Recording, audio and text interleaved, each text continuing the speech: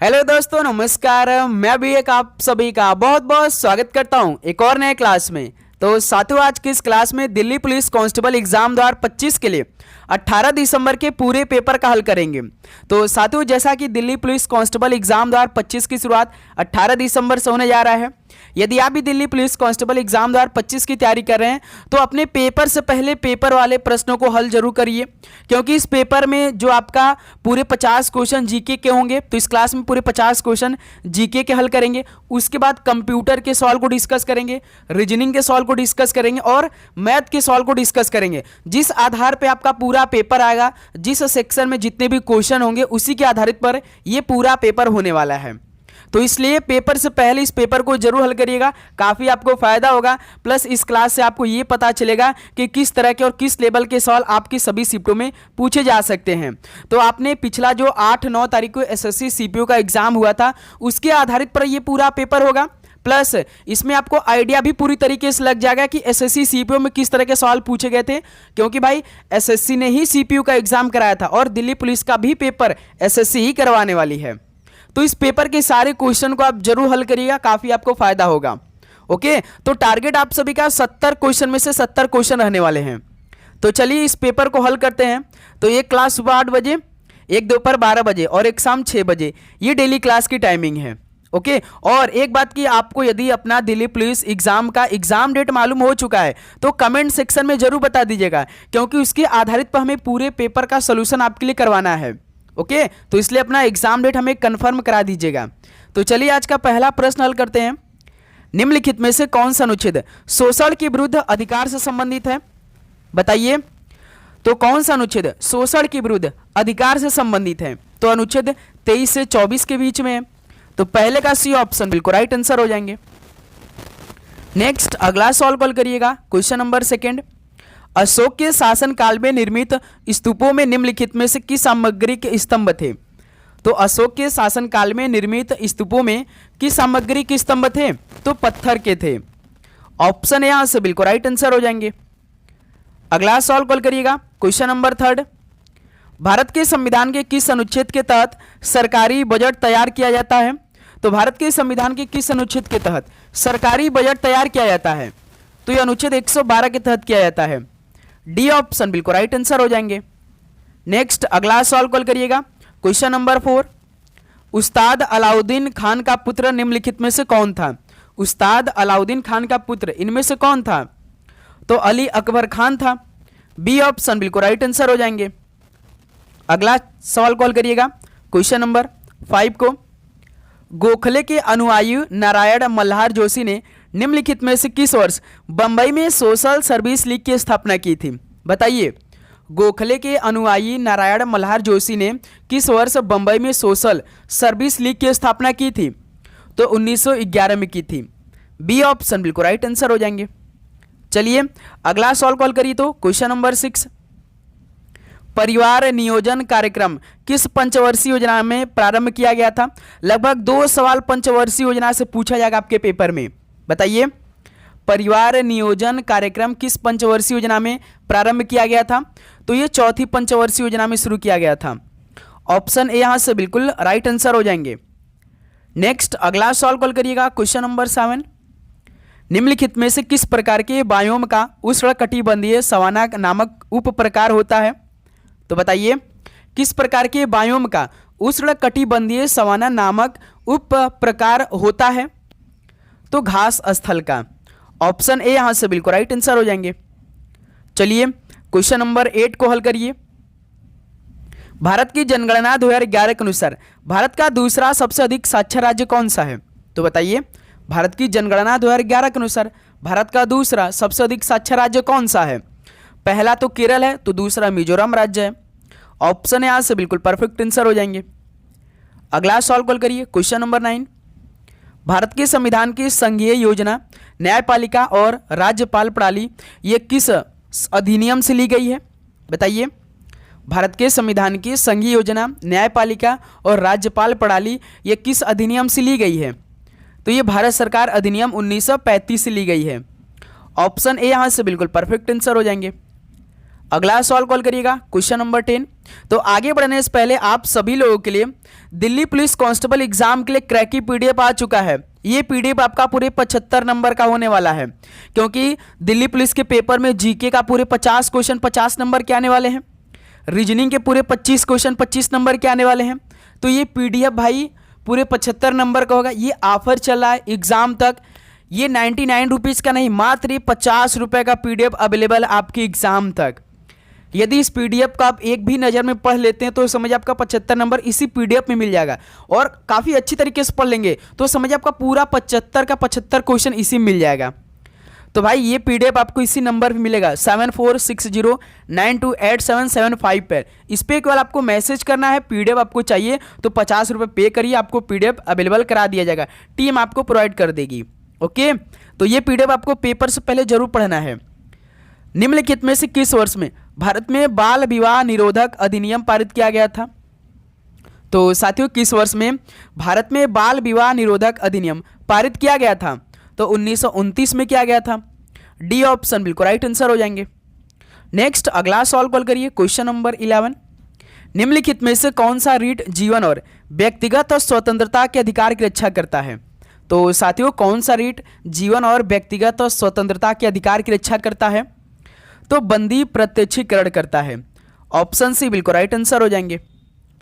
Next अगला सवाल call करिए क्वेश्चन नंबर 12। माई डेज निम्नलिखित लेखकों में से किसके द्वारा लिखी गई आत्मकथा है? बताइए, माई डेज इन लेखकों में से किसके द्वारा लिखी गई आत्मकथा है? तो आर.के. नारायण द्वारा लिखी गई है। ऑप्शन सी बिल्कुल राइट आंसर हो जाएंगे। चलिए एक सवाल आप सभी से पूछ रहे हैं, सनी डेज के लेखक कौन है? बताइए। माई डेज तो आपने बता दिया कि आर.के. नारायण ने लिखा है, लेकिन ये बताइए कि सनी डेज किसके द्वारा लिखा गया है? कमेंट करके बताइए। अगला सवाल कॉल करिएगा क्वेश्चन नंबर 13। भारत की जनगणना 2011 के अनुसार भारत के किस राज्य में सर्वाधिक बौद्ध आबादी है? तो भारत की जनगणना 2011 के अनुसार भारत के किस राज्य में सर्वाधिक बौद्ध आबादी है? तो महाराष्ट्र राज्य में है। डी ऑप्शन बिल्कुल परफेक्ट आंसर हो जाएंगे। अगला सवाल कॉल करिएगा क्वेश्चन नंबर 14। नई दिल्ली में मध्ययुगीन काल का सिरी किला निम्नलिखित में से किस वास्तुकला का प्रतीक है? नई दिल्ली में मध्ययुगीन काल का सिरी किला ये किस वास्तुकला का प्रतीक है? तो इस्लामी वास्तुकला का प्रतीक है। डी ऑप्शन बिल्कुल परफेक्ट आंसर हो जाएंगे।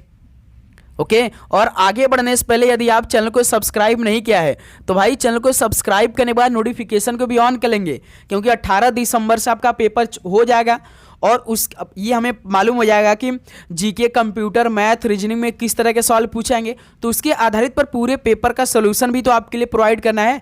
तो इसलिए आप चैनल को सब्सक्राइब करके नोटिफिकेशन को ऑन करके लीजिए।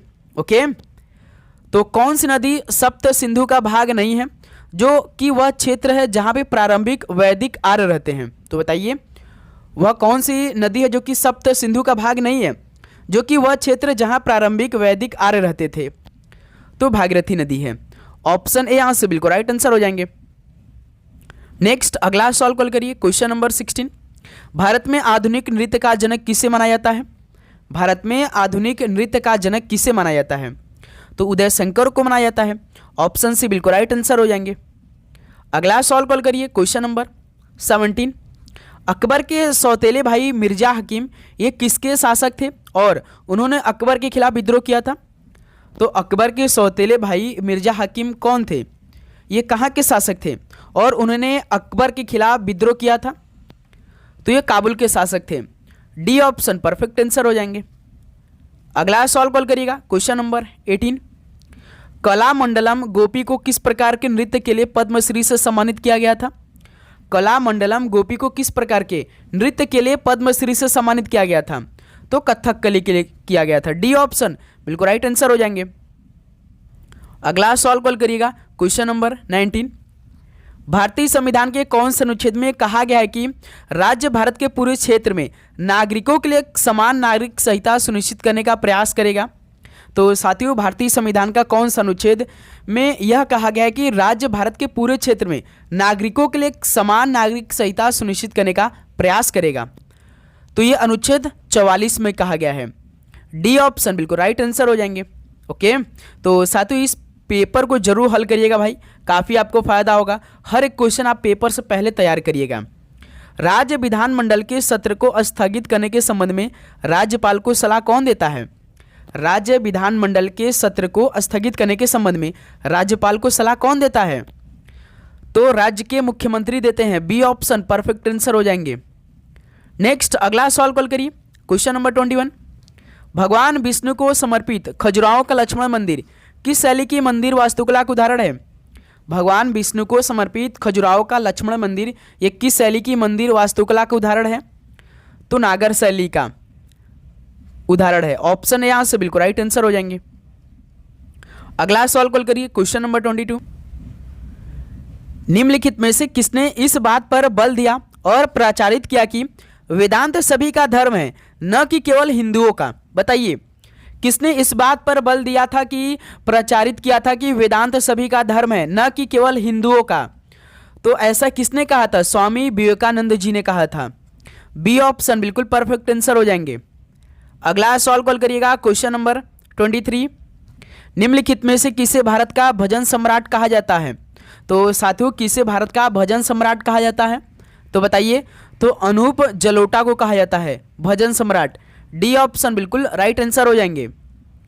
अगला सवाल कॉल करिए, क्वेश्चन नंबर 24। वर्ष 1904 में अभिनव भारत नामक क्रांतिकारियों का एक गुप्त संगठन किसने बनाया था? तो साथियों, 1904 में अभिनव भारत नामक क्रांतिकारियों का एक गुप्त संगठन किसने तैयार किया था? तो विनायक दामोदर सावरकर ने बनाया था। ऑप्शन यहां से बिल्कुल राइट आंसर हो जाएंगे। अगला सवाल कॉल करिएगा, क्वेश्चन नंबर 25। निम्नलिखित में से कौन सा बहमनी साम्राज्य को तोड़कर बनाए गए 5 राज्यों में से एक था? तो साथियों, बहमनी साम्राज्य को तोड़कर बनाए गए 5 राज्यों में से एक कौन था? तो गोलकोंडा था। डी ऑप्शन बिल्कुल राइट आंसर हो जाएंगे। नेक्स्ट अगला सवाल कॉल करिए, क्वेश्चन नंबर 26। गुरु हरगोविंद के नेतृत्व में सिखों ने किसके शासनकाल के दौरान मुगलों को 4 बार पराजित किया? बताइए, गुरु हरगोविंद के नेतृत्व में सिखों ने किसके शासनकाल के दौरान मुगलों को 4 बार पराजित कर दिया था? तो शाहजहां के शासनकाल के दौरान। डी ऑप्शन बिल्कुल राइट आंसर हो जाएंगे। नेक्स्ट अगला सवाल कॉल करिए, क्वेश्चन नंबर 27। अपने सूफी और लोक संगीत गायन के लिए विख्यात भारतीय लोक गायन मामे खान किस राज्य से हैं? बताइए, अपने सूफी और लोक संगीत गायन के लिए विख्यात भारतीय लोक गायन मामे खान किस राज्य से बिलोंग करते हैं? तो ये राजस्थान से हैं। ऑप्शन यहां से बिल्कुल राइट आंसर हो जाएंगे। अगला सवाल कॉल करिएगा, क्वेश्चन नंबर 28। 2011 की जनगणना के अनुसार निम्नलिखित में से किस राज्य में साक्षरता दर में सबसे कम 10 की वृद्धि थी? तो बताइए, 2011 की जनगणना के अनुसार किस राज्य में साक्षरता दर में सबसे कम 10 की वृद्धि थी? तो मिजोरम राज्य में। बी ऑप्शन बिल्कुल राइट आंसर हो जाएंगे। नेक्स्ट अगला सवाल कॉल करिए, क्वेश्चन नंबर 29। भारतीय संविधान के किस भाग में संविधान में संशोधन की प्रक्रिया निर्धारित की गई है? तो साथियों, भारतीय संविधान के किस भाग में संविधान में संशोधन की प्रक्रिया को निर्धारित की गई है? तो ये भाग 20 में की गई है। बी ऑप्शन बिल्कुल राइट आंसर हो जाएंगे। अगला सवाल कॉल करिए, क्वेश्चन नंबर 30। निम्नलिखित में से कौन सा नृत्य मठों में परंपरागत रूप से पुरुष भिक्षुओं द्वारा किया जाता था? तो इनमें से कौन सा नृत्य मठों में परंपरागत रूप से पुरुष भिक्षुओं द्वारा किया जाता था? तो सत्रिया को। यदि भाई आपके पेपर में मठ से संबंधित कोई नृत्य पूछ दिया तो आप बिल्कुल आंख मूंद कर आप सत्रिया पे लगाएंगे, क्योंकि यही आपका उत्पत्ति जो असम हुआ था सत्रिया, ये मठों में हुआ था भाई। ठीक है, इसलिए मठ में यदि सवाल पूछा नृत्य से संबंधित तो आप सत्रिया को लगाएंगे। ठीक है, चलिए अगला सवाल कॉल करिए, क्वेश्चन नंबर 31। भारत की 2011 की जनगणना के अनुसार तमिलनाडु की साक्षरता दर कितनी थी? बताइए, सवाल तो कहीं से पूछ सकते हैं भाई दिल्ली वाले। भारत की 2011 की जनगणना के अनुसार तमिलनाडु की साक्षरता दर कितनी थी?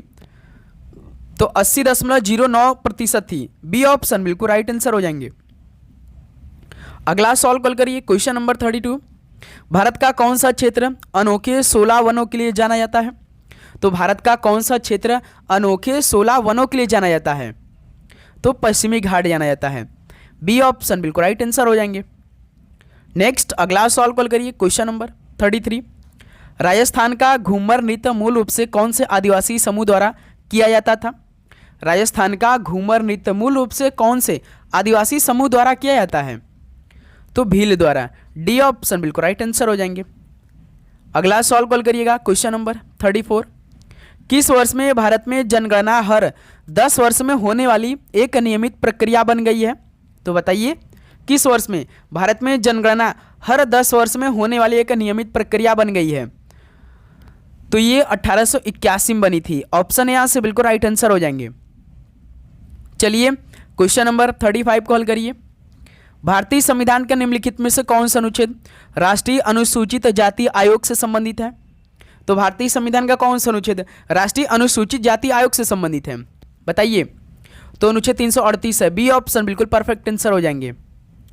नेक्स्ट अगला सवाल कॉल करिए, क्वेश्चन नंबर 36। निम्नलिखित में से किस संगठन को 1992 में वैधानिक शक्ति प्रदान की गई थी? तो साथियों, किस संगठन को 1992 में वैधानिक शक्ति प्रदान की गई थी? तो सेबी को की गई थी। ऑप्शन यहां से बिल्कुल राइट आंसर हो जाएंगे। Okay, state exchange board of India, इसका मुख्यालय कोई बता सकता है? अपने भारत में है इसका मुख्यालय? कमेंट करके बताइए, भारत के किस शहर में है सेबी का मुख्यालय? अगला सवाल कॉल करिए, क्वेश्चन नंबर 37। निम्नलिखित में से किस वर्ष में बारदोली में किसान आंदोलन हुआ था? तो साथियों, किस वर्ष में बारदोली में किसान आंदोलन हुआ था? तो 1928 में हुआ था। बी ऑप्शन बिल्कुल परफेक्ट आंसर हो जाएंगे। अगला सवाल कॉल करिएगा, क्वेश्चन नंबर 38। सामुदायिक विकास कार्यक्रम भारत में किस पंचवर्षीय योजना के तहत था? बताइए भाई, इस सवाल का बिल्कुल परफेक्ट आंसर क्या हो जाएगा? सामुदायिक विकास कार्यक्रम भारत में किस पंचवर्षीय योजना के तहत हुआ था? तो ये पहली पंचवर्षीय योजना। पहली पंचवर्षीय योजना का टाइम पीरियड 1951 से लेकर 56 तक चला था। दूसरा 1956 में शुरू हुआ था, 1961 में समाप्त हुआ था। तीसरा 1961 में शुरू हुआ था, 66 में। उसके बाद अवकाश योजना लागू हुआ था 67 और 68 में। उसके बाद चौथा 1969 से लेकर 1974 तक चला था। ध्यान रखिएगा। ओके, चलिए नेक्स्ट अगला सवाल कॉल करिए, क्वेश्चन नंबर 39। 8वीं पंचवर्षीय योजना के लिए गरीबी रेखा से नीचे की जनगणना किस वर्ष में की गई थी? 8वीं पंचवर्षीय योजना के लिए गरीबी रेखा से नीचे की जनगणना किस वर्ष में की गई थी? तो ये 1992 में की गई थी। बी ऑप्शन बिल्कुल राइट आंसर हो जाएंगे। अगला सवाल कॉल करिए, तो क्वेश्चन नंबर 40। दर्पण अकादमी ऑफ परफॉर्मिंग आर्ट्स के संस्थापक और निदेशक निम्नलिखित में से कौन थे या थी? बताइए, दर्पण अकादमी ऑफ परफॉर्मिंग आर्ट्स के संस्थापक और निर्देशक कौन थे? तो मृणाली साराभाई थी। बी ऑप्शन बिल्कुल राइट आंसर हो जाएंगे। चलिए भाई, तो अगला सवाल कॉल और लास्ट में अपना स्कोर आपको करना है कि 70 क्वेश्चन में कितना हुआ है। ये पूरा पेपर 70 नंबर का हो रहा है, क्योंकि दिल्ली पुलिस कांस्टेबल एक क्वेश्चन एक नंबर से आप सभी से पूछा जाएगा। ओके, तो भारत के संविधान के निम्नलिखित में से किस प्रावधान के लिए संसद की विशेष बहुमत और राज्यों की सहमति की आवश्यकता होती है? तो भारत के संविधान के किस प्रावधान के लिए संसद की विशेष बहुमत और राज्यों की सहमति की आवश्यकता होती है? तो ये राष्ट्रपति के चुनाव के लिए। डी ऑप्शन बिल्कुल राइट आंसर हो जाएंगे। अगला सवाल कॉल करिए, क्वेश्चन नंबर 42। अमर जीवन एक भारतीय महिला द्वारा लिखी गई आत्मकथा है, वह कौन थी? यानी अमर जीवन के मतलब कि अमर जीवन के लेखक कौन है? बताइए। तो रस सुंदरी देवी हैं। ऑप्शन यहाँ से बिल्कुल राइट आंसर हो जाएंगे। अगला सवाल कॉल करिएगा, क्वेश्चन नंबर 43। चंद्रगुप्त द्वितीय ने अपनी पुत्री का विवाह निम्नलिखित में से किस वंश में करवाया था? चंद्रगुप्त सेकंड ने अपनी पुत्री का विवाह किस वंश में करवाया था? तो वाकाटक वंश में करवाया था। ऑप्शन यहाँ से बिल्कुल राइट आंसर हो जाएंगे। चलिए दोस्त, अगला सवाल कॉल करिए, तो क्वेश्चन नंबर 44। अंग्रेजी उपन्यास हार्ट ऑफ डार्कनेस निम्नलिखित में से किस लेखक ने लिखा था? जो अंग्रेजी उपन्यास था हार्ट ऑफ डार्कनेस, ये किस लेखक ने लिखा था? तो ये जोसेफ कोनरॉड ने लिखा था। ओके, तो ऑप्शन ए यहाँ से बिल्कुल परफेक्ट आंसर हो जाएंगे। चलिए दोस्त, अगला सवाल कॉल करिएगा, क्वेश्चन नंबर 45। 1882 में हंटर आयोग की स्थापना के लिए किस विषय पर जांच की जा रही थी? तो बताइए साथियों, 1882 में हंटर आयोग की स्थापना के लिए किस विषय पर जांच की जा रही थी? तो ये शिक्षा के विषय पर जांच की जा रही थी। बी ऑप्शन बिल्कुल राइट आंसर हो जाएंगे। अगला सवाल कॉल करिए, क्वेश्चन नंबर 46। हैदराबाद में चार मीनार एक कैसा विशाल संरचना है जिसमें चार मीनारें हैं? तो हैदराबाद में जो चार मीनार है वो एक वर्गाकार विशाल संरचना है जिसमें चार मीनारें हैं। ऑप्शन है यहाँ से बिल्कुल राइट आंसर हो जाएंगे। अगला सवाल कॉल करिएगा, क्वेश्चन नंबर 47। निम्नलिखित में से कौन शहनाई वादक नहीं है? तो इनमें से कौन शहनाई वादक नहीं है? एन रमानी यही शहनाई वादक नहीं है। तो ये भाई फ्लूट से संबंधित है। फ्लूट मतलब बांसुरी से संबंधित है जो एन रमानी है। ओके, तो ऑप्शन ए इस सवाल का बिल्कुल परफेक्ट आंसर हो जाएंगे। अगला सवाल कॉल करिएगा, क्वेश्चन नंबर 48। सीमा किरमानी निम्न में से किस नृत्य शैली से संबंधित है? सीमा किरमानी ये किस नृत्य शैली से संबंधित है? तो भरतनाट्यम से। ऑप्शन सी बिल्कुल राइट आंसर हो जाएंगे। ओके, अगला सवाल कॉल करिएगा, क्वेश्चन नंबर 49। निम्नलिखित में से किसने 1527 में खानवा में मुगल सम्राट बाबर से युद्ध किया था? बताइए साथी, किसने 1527 में खानवा में मुगल सम्राट बाबर से युद्ध किया था? तो आपको मालूम होगा राणा सांगे ने किया था। ऑप्शन ए बिल्कुल राइट आंसर हो जाएंगे। अगला सवाल कॉल करिए भाई, तो क्वेश्चन नंबर 50। निम्नलिखित में से किस वर्ष सूक्ष्म लघु और मध्यम उद्यम मंत्रालय द्वारा स्फूर्ति योजना शुरू की गई थी? बताइए, किस मंत्रालय द्वारा स्फूर्ति योजना शुरू की गई थी? तो 2005 में, याद रखिएगा, जो कि सूक्ष्म लघु और मध्यम उद्यम मंत्रालय द्वारा 2005 में स्फूर्ति योजना शुरू की गई थी। डी ऑप्शन परफेक्ट आंसर हो जाएंगे। क्वेश्चन नंबर 51 को हल करिए। ईमेल भेजने और प्राप्त करने के लिए आमतौर पर किस प्रोटोकॉल का उपयोग किया जाता है? ईमेल भेजने और प्राप्त करने के लिए आमतौर पर किस प्रोटोकॉल का उपयोग किया जाता है? तो भाई याद रखिएगा, SMTP प्रोटोकॉल का उपयोग किया जाता है। बी ऑप्शन बिल्कुल राइट आंसर हो जाएंगे। नेक्स्ट अगला सवाल कॉल करिए, क्वेश्चन नंबर 52। निम्नलिखित में से कौन सा आउटपुट डिवाइस का उदाहरण है? बताइए भाई, इनमें से कौन सा आउटपुट डिवाइस का एग्जाम्पल है? माइक्रोफोन इनपुट डिवाइस का एग्जाम्पल है, स्कैनर इनपुट, माउस।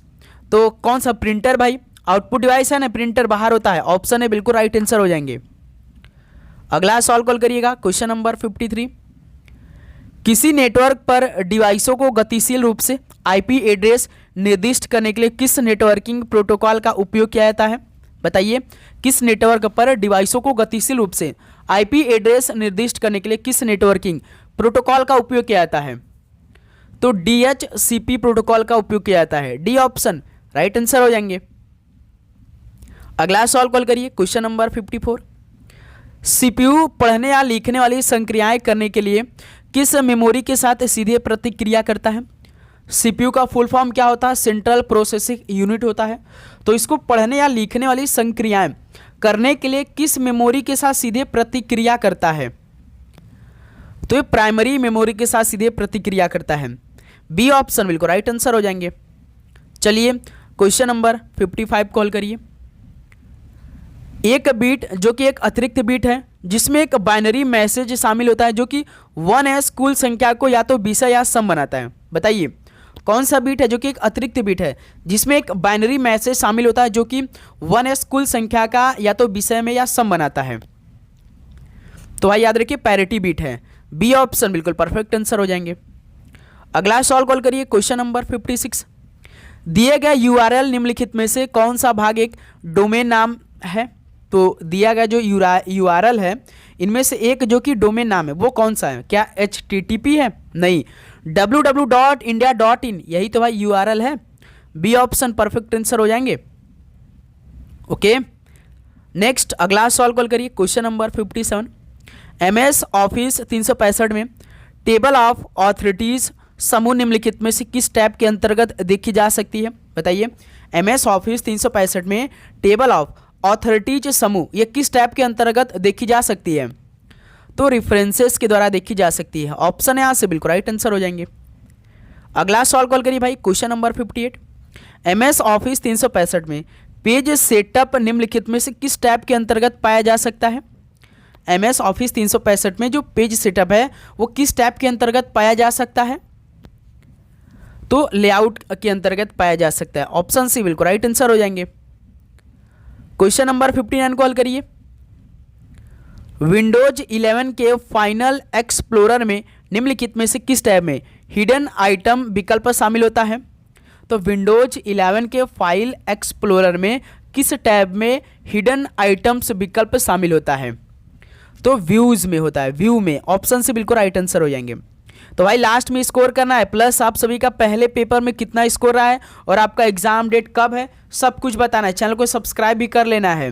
ओके, कौन सा नेटवर्किंग डिवाइस OSI मॉडल की लेयर 2 पर काम करता है और मैक पते के आधार पर डेटा को अग्रेसित करता है? बताइए, कौन सा नेटवर्किंग डिवाइस OSI मॉडल की लेयर 2 पर काम करता है और मैक पते के आधार पर डेटा को अग्रेसित करता है? तो स्विच भाई, ऑप्शन यहां से बिल्कुल परफेक्ट आंसर हो जाएंगे। तो 10 क्वेश्चन कंप्यूटर के भी कंप्लीट हो गए। अब यहां से आप सभी के बीच में रीजनिंग के क्वेश्चन आएंगे, तो अच्छी तरीके से रीजनिंग क्वेश्चन को हल करिएगा। उस विकल्प का चयन कीजिए जो पांचों अक्षर समूह से उसी प्रकार संबंधित है जिस प्रकार दूसरा अक्षर समूह पहले अक्षर समूह से संबंधित है और चौथा अक्षर समूह तीसरे अक्षर से संबंधित है। यानी फ्री का रिलेशन EPBA से है, मोर का रिलेशन LMOA से है, तो बर्न का रिलेशन बताना है। जैसे फ्री है, यहाँ पे फ्री का रिलेशन किससे तैयार किया है भाई? EPBA से बनाया है। जब इस तरह का सवाल आता है तो पहले हम हर एक अक्षर का कोड कर लेते हैं। जैसे F होता है 6, E होता है 5, तो इसमें देखिए -1 हुआ है। R होता है 18, P होता है 16, तो इसमें -2 हुआ है। E होता है 5, B होता है 2, तो इसमें -3 हुआ है। E होता है 5, A होता है 1, यानी इसमें -4 हुआ है। यानी इसमें तो रिलेशन -1 से शुरू हुआ है, -4 तक कंप्लीट हुआ है। अब इसी तरह दूसरा भी पैटर्न को चेक कर लेते हैं। तो क्या सेम पैटर्न, जैसे मोर का रिलेशन LMOA से है, तो ध्यान दीजिए MORE, मोर का रिलेशन है यहाँ पे आपका LMOA, ठीक है। यम जैसे आपका 13 है, L आपका 12, तो इसमें -1 हुआ है। O होता है 15, यम होता है 13, इसमें -2 हुआ है। 18 15 होता है, O आपका R 18 होता है, O आपका 15 होता है, तो इसमें -3। E होता है भाई आपका 5, A होता है 1, यानी इसमें -4। तो सेम रिलेशन लगा है भाई, -1 -2 -3 -4। तो सेम प्रोसेस पे हम लोग बर्न को हल करेंगे। चलिए तो बर्न को हल करते हैं जो हमसे पूछा है, BURN, ठीक है। तो इसमें -1 करना है, इसमें -2 करना है, इसमें -3, इसमें -4। जैसे B होता है 2, है ना, B होता है 2, तो 2 में से एक को हम करेंगे, एक पे कौन अच्छा रहता है? A आता है। तो इसमें तो देखिए 2 को माइनस करेंगे। अब आपको बताना है U, 1 सेकेंड भाई, U 21 है, 21 में से यदि हम 2 को माइनस करते तो कितना है? 19, 19 पे यस आता है। R होता है 18, 18 में से 3 को कम करेंगे 15, 15 पे कौन होता है? O होता है। N होता है 14, 14 में से 4 को माइनस करेंगे 10, 10 पे कौन होता है? J होता है। यानी हमारा जो बर्न का कोड मिलेगा वो ASOJ मिलेगा, ASOJ। देखिए पहला ऑप्शन दे रखा है, यानी बर्न का रिलेशन क्या होगा? ASOJ से मिलेगा। तो ऑप्शन ए सॉल्व का बिल्कुल राइट आंसर हो जाएंगे। ओके, चलिए अगला सवाल को हल करिएगा, क्वेश्चन नंबर 62। इस सवाल को हल करिए भाई आप। तो उस विकल्प का चयन करें जो तीसरे पद से उसी प्रकार संबंधित है जिस प्रकार दूसरा पद पहले पद और छठा पद पांचवें पद से संबंधित है। यानी 40 का रिलेशन 9 से है, तो आपको 100 का रिलेशन बताना है। 50 का रिलेशन 11 से दिया है। चलिए भाई ये सवाल आपके लिए होने वाला, बताइए इस सवाल का राइट आंसर क्या होगा? 1 मिनट का समय भाई है आपके पास इस सवाल को हल करने के लिए। बताइए क्या बनेगा इस सवाल का राइट आंसर? जैसे 40 का रिलेशन 9, पहले हम भाई 40 का रिलेशन 9 से चेक करते हैं। तो कैसे बन सकता है? 6 का स्क्वायर करेंगे तो 36, 36 में 4 जोड़ेंगे 40, 9, ये रिलेशन है। तो ध्यान रखिए इसमें क्या रिलेशन लगा भाई, जैसे 40 है तो 40 में 5 का भाग करते तो कितना आता है? 8 आता है। 5 8 40, तो इसमें 1 जोड़ देंगे तो 9 बन जाएगा। यानी 5 का भाग भाई 40 में दिया, जितना आया उसमें 1 जोड़ दिया है। उसी प्रकार देखिए 50 और 11 का रिलेशन चेक करिए। जैसे 50 में हम जब 5 का भाग कराते हैं तो 10 आता है, तो उसी प्रकार 10 में 1 को जोड़ देते हैं तो 11 बन जाता है। ओके, तो उसी प्रकार देखिए हमसे 100 का रिलेशन पूछा, तो 100 में पहले 5 का भाग कराते हैं तो कितना होता है? 20 पंजे 100, तो 20 में 1 को जोड़ दिए 21 हो जाएगा। यानी यहाँ पे 100 का रिलेशन 21 हो जाएगा। तो 100 का रिलेशन 21, यानी ऑप्शन सी बिल्कुल परफेक्ट आंसर हो जाएंगे। ओके, अब सभी को समझ में आया? चलिए अगला सवाल को हल करिएगा, क्वेश्चन नंबर 63। इस सवाल को हल करिए जरा। तो दिए गए कथन और निष्कर्ष का उत्तर दीजिए। जैसे कथन आपका कुछ वृक्ष नदियां हैं, कुछ नदियां पर्वत हैं। यानी भाई आप जब इस तरह का सवाल पूछेगा कथन और निष्कर्ष तो कैसे हल करेंगे? ये आपको केवल कथन तैयार करना होता है। कथन यदि आपने तैयार कर लिया तो निष्कर्ष अपने आप निकल आ जाएगा। जैसे पहला कथन हम बनाते हैं, जैसे कुछ नदियां, कुछ वृक्ष क्या है, नदियां हैं, यानी कुछ ट्री जो हैं, यानी कुछ जो ट्री है ना वो नदियां हैं, यानी आर से हम डिनोट कर देंगे भाई रिवर को, टी से ट्री को डिनोट कर, वृक्ष को। दूसरा देखिए कुछ नदियां पर्वत है, यानी ये कुछ जो रिवर है ना वो माउंटेन है, तो भाई इसमें हम माउंटेन को यम से डिनोट कर रहे हैं, पर्वत को यम से डिनोट करें। ये हमारा तो कथन बन के तैयार हो चुका है। भाई कुछ वृक्ष नदियां हैं तो हमने कुछ ट्री को रिवर बना दिया, कुछ नदियां यानी कुछ रिवर जो है वो माउंटेन है यानी पर्वत है तो बना दिया। निष्कर्ष देखिए क्या बोला है, पहला निष्कर्ष देखिए कुछ पर्वत क्या वृक्ष है, यानी कुछ क्या माउंटेन ट्री है? बिल्कुल नहीं भाई, क्योंकि देखिए माउंटेन यहाँ पर है और ट्री यहाँ पर है, इनका रिलेशन मैच कर रहा है? बिल्कुल भी नहीं मैच कर रहा है, यानी पहला निष्कर्ष हमारा अनुसरण नहीं कर रहा है। फिर देखिए दूसरा निष्कर्ष सभी पर्वत वृक्ष है, क्या सभी माउंटेन वृक्ष है? बिल्कुल भी नहीं, दूर दूर का रिलेशन नहीं लग रहा है, यानी इसमें तो भाई पहला निष्कर्ष और दूसरा निष्कर्ष दोनों अनुसरण नहीं कर रहे हैं। तो ऑप्शन देखिए न तो निष्कर्ष एक अनुसरण करता है और न ही दूसरा अनुसरण करता है, यानी सवाल को तो पहला ही ऑप्शन बिल्कुल राइट आंसर हो जाएगा। 63 का पहला ऑप्शन राइट आंसर हो जाएंगे। ओके भाई, किसी भी प्रश्न पे आपको डाउट होगा तो कमेंट करके जरूर बताइएगा कि हमें ये प्रश्न नहीं समझ में आया, तो हम आपको उसी में समझाएंगे। कमेंट बॉक्स में डाउट लेकर नहीं चलना है। ओके चलिए क्वेश्चन नंबर 64 कॉल करिए।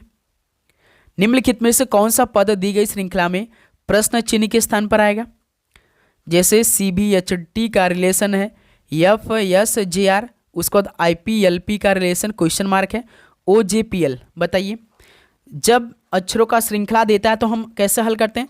सभी ग्रुप का पहला अक्षर उठा लेते हैं, जैसे C, इसमें का F, इसमें का I, क्वेश्चन मार्क है, उसके बाद O है, तो इसमें हम हर एक अक्षर का कोड कर लेते हैं। जैसे C होता 3, F होता 6, I होता 9, O होता 15। देखिए 3 से 6 प्लस 3 हुआ है, 6 से 9 प्लस 3 हुआ है, तो इसी प्रकार हम 9 में प्लस 3 कर दे तो 12, 12 में प्लस 3 कर देंगे 15। देखिए सेम रिलेशन दिया, यानी 12 पे कौन अक्षर आएगा? यल आएगा।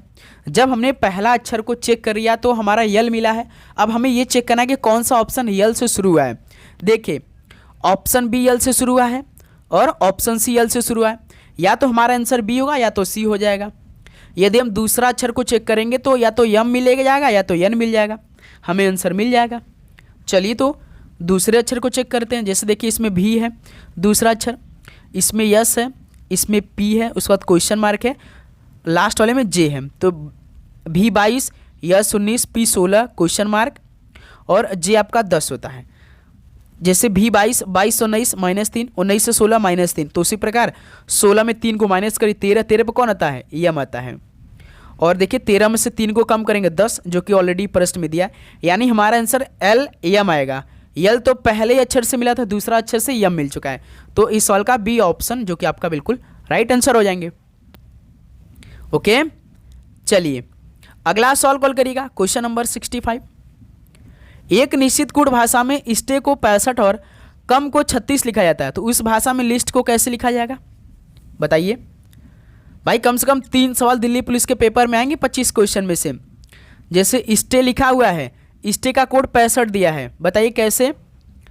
इस तरह का सवाल तो हम कैसे हल करेंगे? सभी पहले अक्षर का कोड कर देंगे, यस 19, T20, A1, Y 25, उसका दूसरा काम इन सभी को जोड़ देंगे, 19, 20, 39, 39 एक 40, 40 और 25 65 होता है, यानी इसमें तो जो अक्षर स्टे है इन्हीं का कोड करके जोड़ दिया है ना मेरे भाई?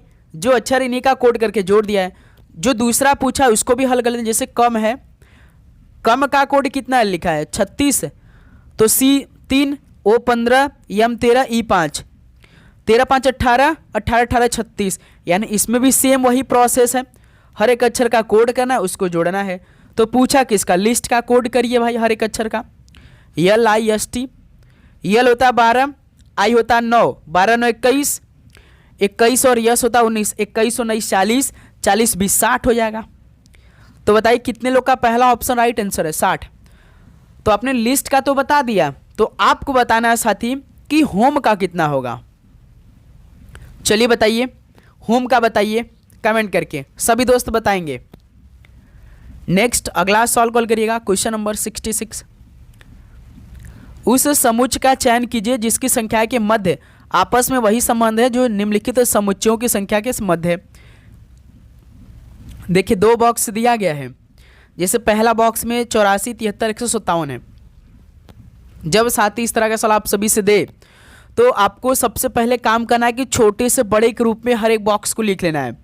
तो पहले बॉक्स में देखिए 84, 73, 157 दिया, तो पहले हम 73 लिखेंगे, उसका 84 लिखेंगे छोटे से बड़े के रूप में, उसका 73 को ए मान लेंगे, 84 को बी मान लेंगे, इसको सी मान लेंगे। तो आपको यही सबसे बड़ा वाला नंबर आंसर लाना होता है, वो भी ए और बी की सहायता से, ए बी की मदद से, है ना। ए और बी में आपको प्लस करना है, माइनस करना है, गुणा करना है, भाग करना है, कैसे भी करके आपको ए प्लस बी करके, ए माइनस बी करके, ए गुणा बी करके, ए भाग बी करके आपको 157 लाना ही लाना है, यानी सी सबसे बड़ा नंबर लाना है। तो चलिए सबसे पहला मैथमेटिकल ऑपरेशन हम प्लस करते हैं। तो देखिए प्लस करेंगे जब ए और बी को तो कितना आएगा, 4 3 7 8 7 15। देखिए भाई यानी इसमें तो प्रोसेस हमें मिल गया, ए प्लस बी करने से ही हमारा सी आंसर मिल गया भाई। देखिए हमने 73 और 84 जोड़ा तभी तो हमारा 157 मिल गया, यानी इसमें तो ए प्लस बी करने से हमारा सी आंसर मिल गया। दूसरा भी बॉक्स को चेक कर लेते हैं। देखिए 96, 88, 184 है, तो सबसे पहले 88, फिर 96, फिर उसके बाद 84। तो हमें इसको ए करना है, इसको बी करना है, इसको सी करना है, तो यही हमें सी आंसर लाना है। चलिए तो चेक किया जाए। देखिए ए और बी को जोड़िए, 8 6 14 1, 8 9 17 1 18। देखिए यानी सेम प्रोसेस वही मिला है, ए प्लस बी बराबर सी। तो यही सेम पैटर्न हमें ऑप्शन में भी देखना है, ए प्लस बी करने से कौन सा सी मिल रहा है। चलिए तो पहला ऑप्शन को चेक करिए। जैसे पहला ऑप्शन है 89 62 151, तो सबसे पहले 62 89 151 जोड़ा जाए भाई ए बी को, 9 2 11 6 14 15। देखिए भाई पहला ही मिल गया ऑप्शन यार, ए प्लस बी बराबर सी, पहला ही ऑप्शन आपका बिल्कुल परफेक्ट आंसर हो जाएंगे। प्रश्न के अकॉर्डिंग पहला ही ऑप्शन ए प्लस बी बराबर सी मिला है भाई। ओके, अब तो आप सभी को समझ में आ चुका होगा, ये सवाल अब आने वाले दिनों में आपका गलती नहीं होना चाहिए। चलिए अगला सवाल कॉल करिए दोस्तों, क्वेश्चन नंबर 67। दिए गए समीकरण को सही करने के लिए निम्नलिखित में से किन दो गणितीय चिन्हों को आपस में बदला जाना चाहिए, बताइए भाई। जैसे ही आपका समीकरण दिया है, आपको 4 बराबर 4 करना, यही 4 आंसर लाना है, वो भी हर एक ऑप्शन का मदद लेकर भाई।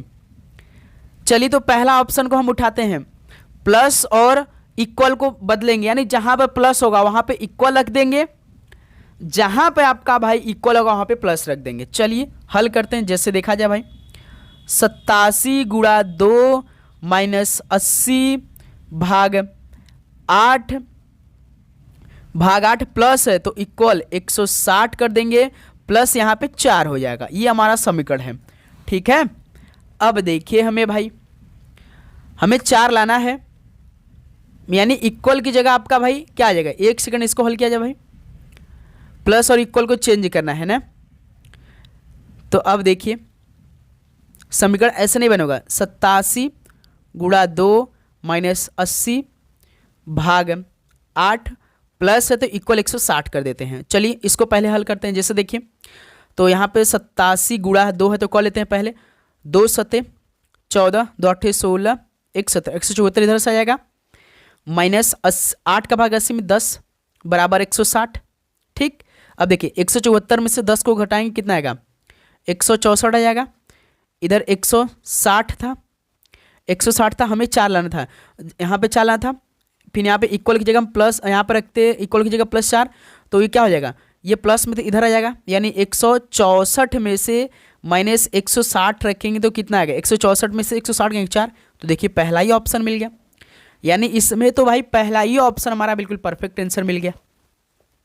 क्यों, पहला ही ऑप्शन 4 बराबर 4 आंसर हमें मिल चुका है। ओके, चलिए अगला सवाल कॉल करिएगा, क्वेश्चन नंबर 68। दिए गए विकल्पों में से उस संख्या का चयन कीजिए जो निम्नलिखित श्रृंखला में प्रश्न चिन्ह के स्थान पर आ सकती है। 21 22 24 28 36 क्वेश्चन मार्क। जैसे भाई 21 दिया है, 22 दिया है, 24 दिया है, 28 दिया है, 36 दिया है। नंबरों का श्रृंखला बढ़ रहा है, यानी कुछ ना कुछ ऐड किया। चलिए दिमाग लगाइए आप लोग, 21 से 22 प्लस 1 क्या है, 22 से 24 प्लस 2 क्या है, 24 से 28 प्लस 4 क्या है, 28 से 36 प्लस 8 क्या है। यानी देखिए 1 का दुगना 2, 2 का दुगना 4, 4 का दुगना 8। तो इसी प्रकार 8 का दुगना 16 करके करेंगे। 16 और 36 कितना हो जाएगा, 52 हो जाएगा। यानी इस क्वेश्चन मार्क की जगह हमारा आंसर 52 मिलेगा, जो कि ऑप्शन बी सॉल्व का बिल्कुल राइट आंसर हो जाएंगे। ओके, चलिए अगला सवाल को हल करिए दोस्त, क्वेश्चन नंबर 69। इस सवाल को हल करिए। P Q R S T और यू एक वृत्ताकार मेज के चारों ओर केंद्र की ओर मुख करके बैठे। यानी 2 2 4 2 6 व्यक्ति हैं, एक वृत्ताकार मेज है। इसमें एक तरफ वो क्या करें, एक तरफ अपना मुख करके बैठे, यानी इसका केंद्र वो है। तो इसी तरह देखें 3 4 5 6 लोग को बैठाना है ना। तो इस तरह का सवाल एक एक लाइन पढ़ेंगे, एक एक लाइन कंप्लीट करते चलेंगे। देखिए टी और आर के बीच केवल एक व्यक्ति बैठा है, तो टी को यहाँ बैठा देते हैं, आर को यहाँ बैठा देते हैं। तो इसके बीच केवल एक व्यक्ति बैठा है, ये हमें नहीं मालूम कौन बैठा है। सवाल केवल बोला है कि टी और आर के बीच केवल एक व्यक्ति बैठा है। ठीक, इसको हमने बैठा दिया। केवल एक व्यक्ति जो है वो आर और यू के बीच बैठा है, यानी केवल एक व्यक्ति जो है ना वो आर और यू के बीच बैठा है।